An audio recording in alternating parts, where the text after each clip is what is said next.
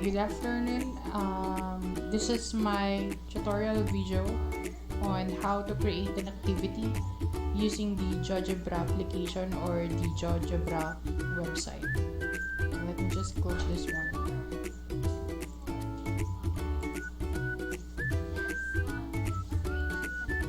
Okay, before anything else, I would like to introduce Geogebra. Geogebra is a community wherein teachers and students can communicate with each other, especially if they're talking about their lessons in mathematics. We have powerful mathematic applications or math applications inside the Geogebra. So we have here a calculator, you have the 3D calculator also. We can illustrate figures using the Geogebra app, and you can sign in here easily using your Google account. So as for me, I am signed in already in my Geogebra application, and I have made activities using my account already that I am sharing to my students every time we are discussing our lesson. So Geogebra can help us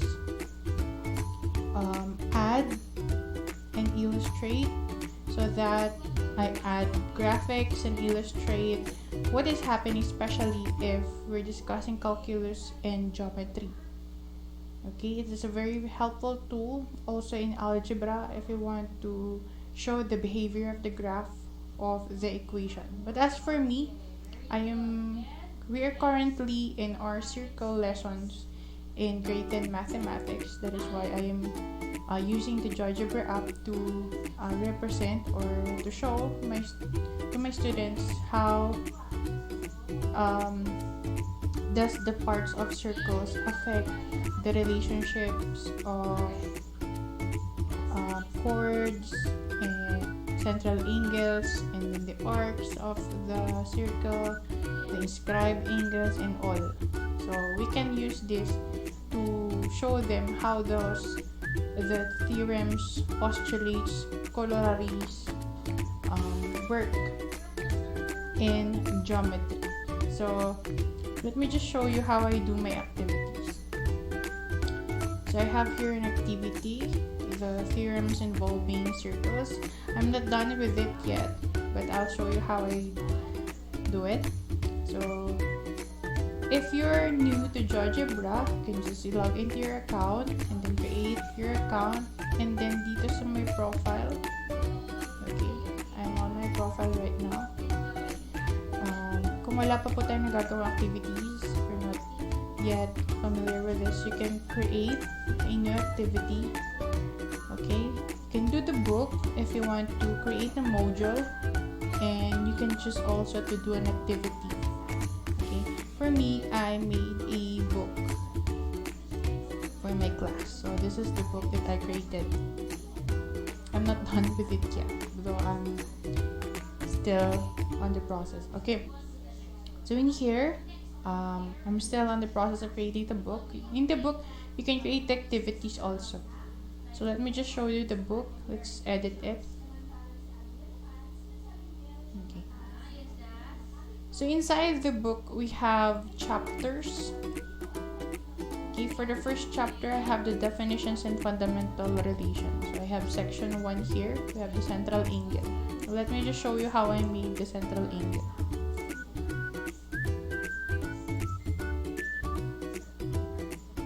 Okay, so it is like creating your own module or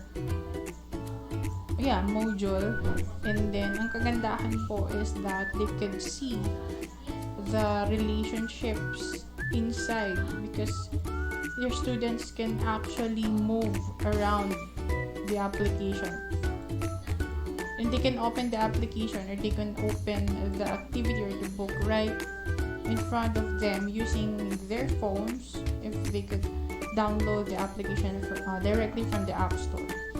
So kapag sinend ko na yung link, makikita na nila agad ito. Okay? So this is how I made it. So let me just edit this one.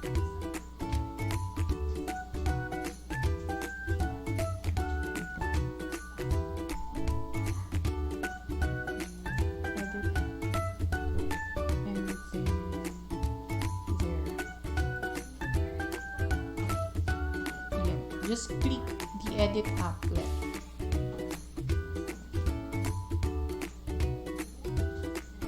Now, the first part of our lesson is all about the relationship of the central angle to the measure of the arc or the arc measure. Now, we know that the measure of the central angle is equivalent also to the measure of the central arc and vice versa.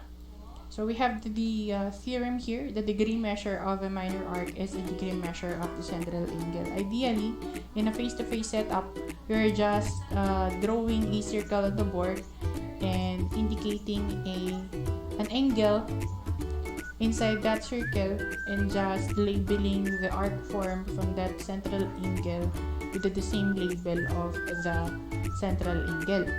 But again, there is a lacking points there wherein the students cannot really see the relationship.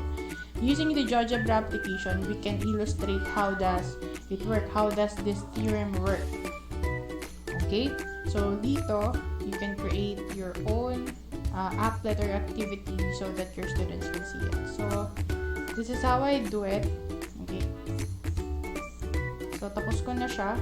May mga linking lang na nangyari dito at yun yung gagawin natin.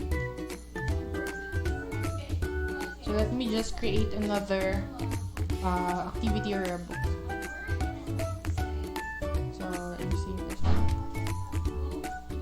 Okay. Let me just go back to my account and then let's create an activity.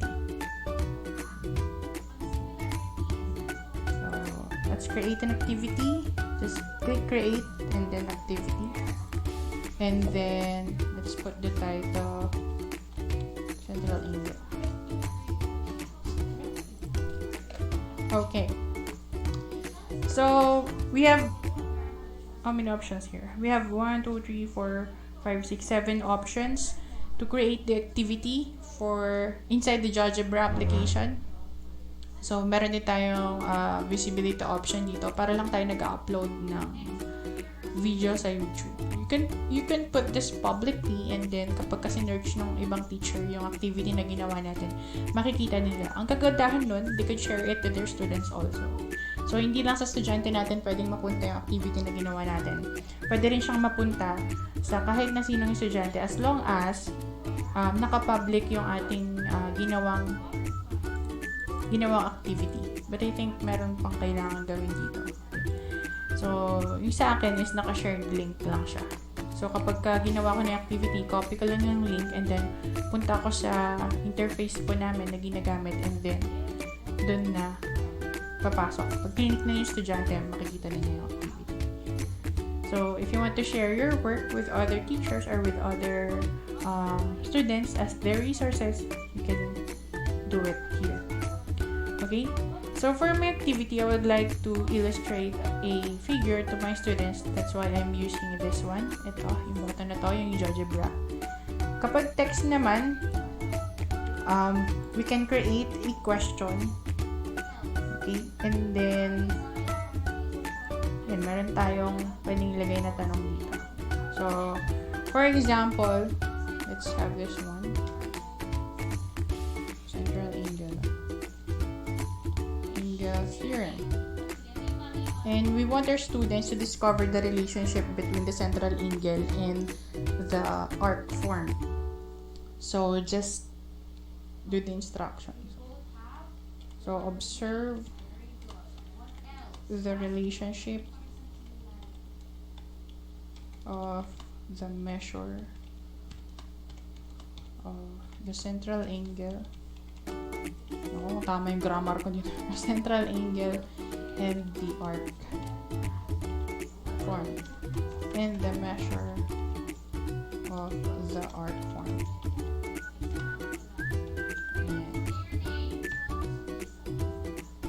And then click done.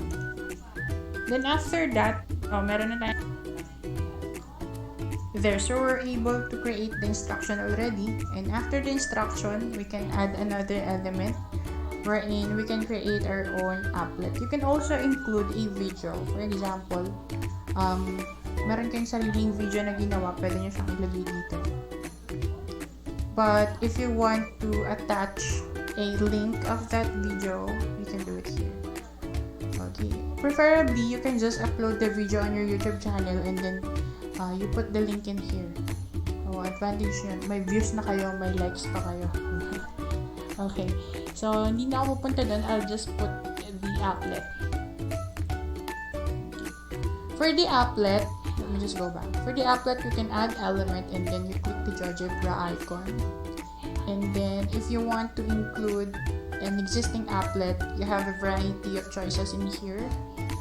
So, if our topic is all about central angle, let's see kung may mga nagawa na yung ibang pictures na naka-public na siya. Ayan, meron na tayong dito. Now, if yung content nito hindi naman aakma dun sa lesson natin na i-discuss, we can create our own applet. So, you have choices here. You have the applet search, upload applet. If you have the application already and you have already created your applet offline, you can upload your applet here. Since nakasync naman po yung Geogebra sa ating Google account. But since I have to show you how to create the applet, so let's create the applet. Okay, since our lesson is all about central angle, so we have various of choices in here. You can do points. There, you can draw a line segment. You can also have the ray, a segment with a given length. And for example, meron tayong ipapakitang word problem to our children. We can do it here. You can just input the length. This one, a perpendicular line. You also have an angle bisector. Ayan, dami nating choices. Instead of just drawing using your whiteboard application, especially here, especially right now, we're not having face-to-face classes. So, we can just do it here. Usually, ang ginagawa natin, lalo na kung hindi tayo familiar sa mga ganitong application, we are doing the whiteboard and then meron tayong pen. Wala siyang pinagkaiba sa pen and paper. We cannot really illustrate the relationship in there. But if we are using this kind of application and the related applications, we can really properly illustrate how the relationship of these geometric figures show or look like. Okay, so let's draw the circle. Okay. You have options in here. If you click circle and center radius, you would have to indicate the measure or the length of the radius. So, let me just do it. So, since I already put the point, so let's say ang radius natin ay 2. So, yan. Automatically, mag-form yung ating circle. We can move the graphics. Okay. The difference between the arrow and this figure right here, this button, is that if you click the arrow, we can move the point or the lines. Kung ano man yun nandun sa loob ng figure natin. For this one, we can move the whole graphics. Okay, so let me just put that in the center. And then what we want to see is for us to draw a central angle. So let me just click this button right here and click angle. And then, simula tayo dito. Meron naman instruction dyan. So, sabi niya dyan, select 2 foci, then point and ellipse. For this one. Select 3 points or 2 lines. So, kailangan muna natin ng point. 3 points. So, let's select this one, point. So, we have 1, 2. Okay. So, next, create tayo ng angle. Click natin yung AB. Ayan, meron na tayong angle. Now, yung sinasabi ko kanina na yung arrow will let us move parts on the figure. So, ito yun. Okay, let me just illustrate this further. We can also draw the line. Oh, sorry. Anyway, walang Control Z to we can use the button, the undo button. Okay, let's draw a line segment so we can visually see it visually. There. Now, if we click this arrow, this move button, you can move anywhere on the circle. or on the figure to illustrate the movement of the central angle. For this further, the students, for further illustration, the students can see the measure of the theta itself. Okay, can we rename this? Yes, we can rename this. So just click the theta or the green side, and then dito sa gilid. Tapos meron po tayong tatlong dots dyan. Okay, tapos meron tayong settings. For the settings, we can do the naming. So let's name this central. Okay, we can also change the color. So mag-pink tayo para girl. And just color. There. You can also intensify the opacity. So you have now the central angle. It is at 63 degrees. Now we want to emphasize the arc formed by the central angle. So how do we do it? So let's go back here to circle, and then let's click this circular sector, wherein we have to select the center point and then 2 points inside the circle. Why? Because you want to highlight now the arc. We're talking about the central angle. So let's select the center and then 2 points on the circle. There you have it. We now have the central angle. This will shade now the central angle. Now we want to emphasize the arc form. So, ay, mali. Mali natin. Okay.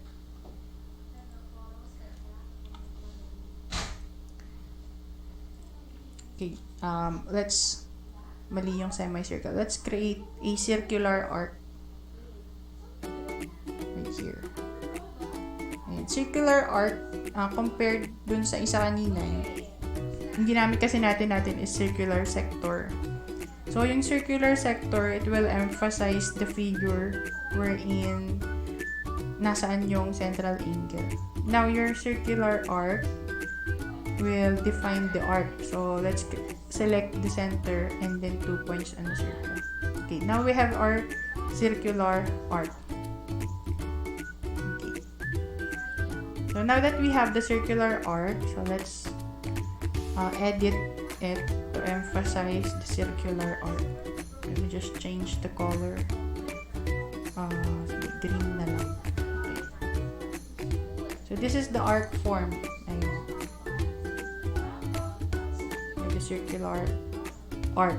Now, we want to illustrate the relationship of the central angle to the arc form. So, in order for us to do that, we have to add another element. Okay. To add another element, we have a button here wherein we have an option there. So, we can create a text. So, let's create the text. So, we want to illustrate the relationship of the central angle to the arc form. And we want to show to our students the measure of our arc.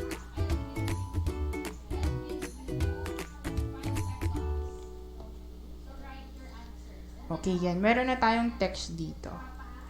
So, dun sa text, may advanced option pa tayo dyan. Kasi, kung mapapansin natin, hindi pa nagpakita yung measure ng ano. Kailangan natin ma-illustrate na pareho yung measure ng central angle dun sa measure ng ating arc form. So, let's just click text 1 and then let's go advance. Okay? So, when we go advance, so ito yung makikita natin. Now, we have arc measure here. Just like Microsoft Excel, we can create formulas and linking with respect to the figures and the content of our applet. So, we can link it. Now, we want to show the relationship. Therefore, we need to link the measure of the central angle to the arc measure. So, paano natin gagawin yun? So, we have here options. Anong tawag natin dito? Nakalimutan ko yung pangalan. Basta, you have to click this figure right there. And then, let's just do the command. So, we have equal sign. And then, let's link that to the central, yung naipangalan na natin. Pag walang pangalan yung central, yung dating pangalan yung lalabas, which is the theta. So, since we're able to create the link already, let's click OK. There. Now, you can see, we have a label. Importante ang label. We have a label already for the arc measure. So, let's label this one. Okay. Baguhin lang natin yung pangalan niya. Arc. Ano ba yung arc? Arc. Ano na yung arc name? Arc BC. Okay, pahin natin yung pangalan nito. Okay, let's name that Arc BC. Para lang makita ng mga bata. Okay, Arc BC. There. Ayaw niya. Arc BC. Okay. Ayan, meron na tayong arc. Now, pwede natin siyang itapat dito and then pwede rin natin palakihin yung size ng ating text. There. Ayan. So, by this one, we can show the relationship already. Okay, as you can see, as the measure of the central angle increases, sumusunod yung arc measure natin. Okay, by that, in this way, our student can see the relationship between the central angle and the arc measure already. Okay, to discuss this further, let's put another text wherein we want to show the theorem. Okay.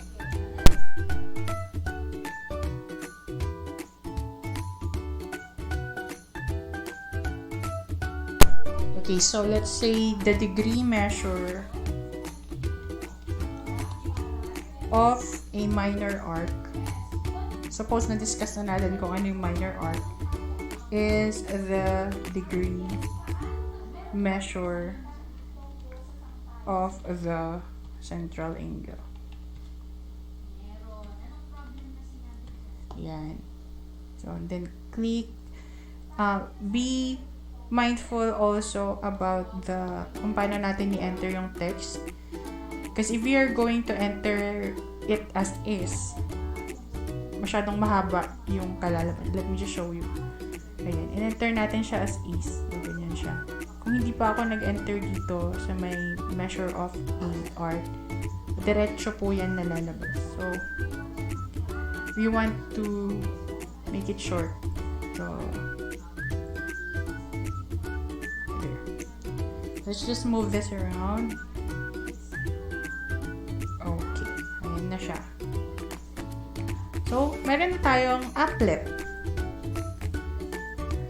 That's how you create an applet inside the Geogebra application. Okay. So, let's try to move around.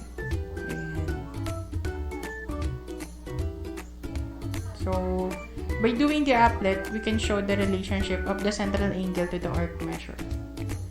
Let's click done. And then, let's click save and close. So, meron na tayong applet. Now, we can create or add an element. Minasan na. Okay. Ulitin natin.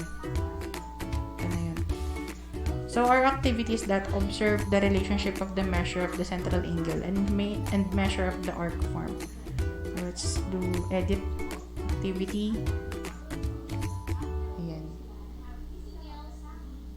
Yun. Pagka-open po ng ating mga estudyante, ito na yung kanilang makikita. So, you can add another element wherein we will put text. Okay. For our text, we can input questions. So, pwede nating ilagay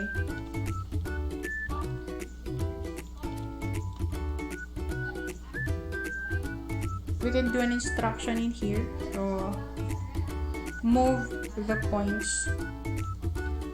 along the circle and circle and observe the behavior of the arc form.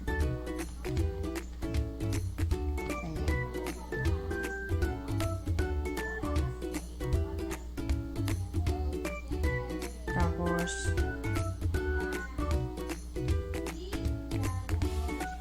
describe your observation.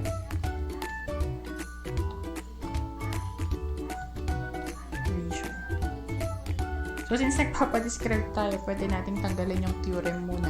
The degree measure of a minor arc is a degree measure of the central angle. Pwede natin tanggalin yun. Then, done.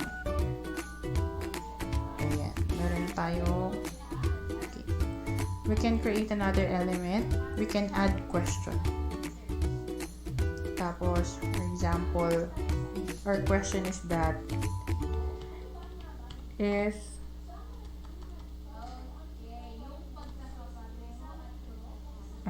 multiple choice, halimbawa, or doing or identification, for example.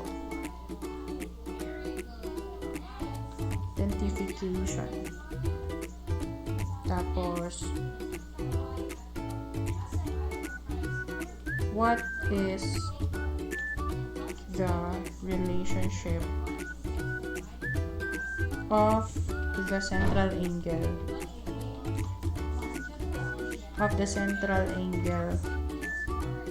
to the arc form?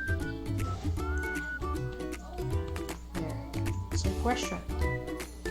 And then just like in Google Forms, we can choose, kaso dalawa lang pwede natin pagpilian. We only have multiple choice and open question. But ang kagandahan sa multiple choice, we can do math operations in here. Okay? So, let's just put an open question there. And then you click done. Okay, ayan. Ito na yung activity natin. So, if you want to share this, just save and close. So, now we can share this to our students. To share our activity to our students, let's just click these 3 lines right here and then click share. And then you copy the link and then punta ka sa Google Classroom. Ayan. Kaso wala, hindi ko pa na-i-link. So, copyhin na lang na po natin yung link. And then, after copying the link, you click cancel and then you can go to your Google Classroom.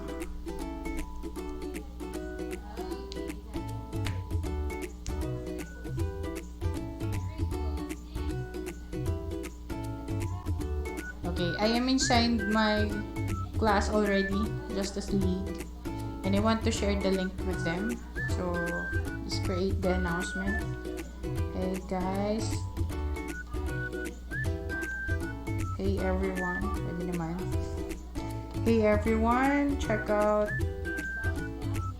the link in here. And answer the activity.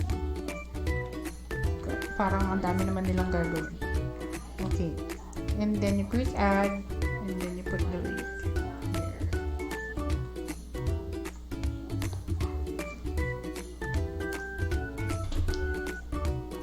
Then let's click post. Okay, now that you were able to post this one, let me just show you how will it go pagdating sa account ng bata. So, let me just click the other account.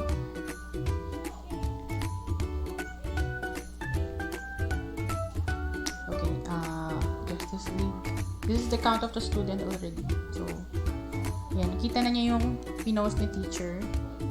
So, pag clinic na to ng bata, mapupunta siya directly doon sa ginawa nating activity. And there. pwede na siyang mag-answer. So, makikita niya yung topic ni teacher. You have the central angle, single angle theorem. Observe the relationship of the measure of the central angle and the measure of the arc form. So, pwede ko tong galawin. Ayan. Tapos makikita ng bata na, okay. If the central angle is 96, ganun din yung measure ng arc.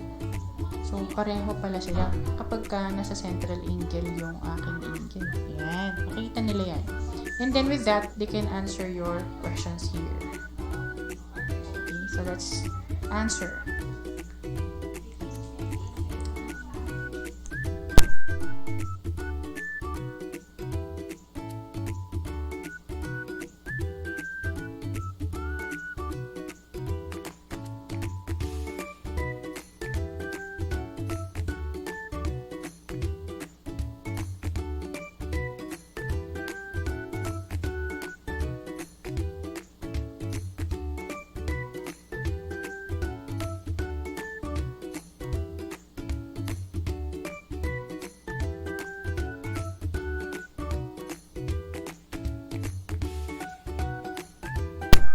There, meron na siyang sagot.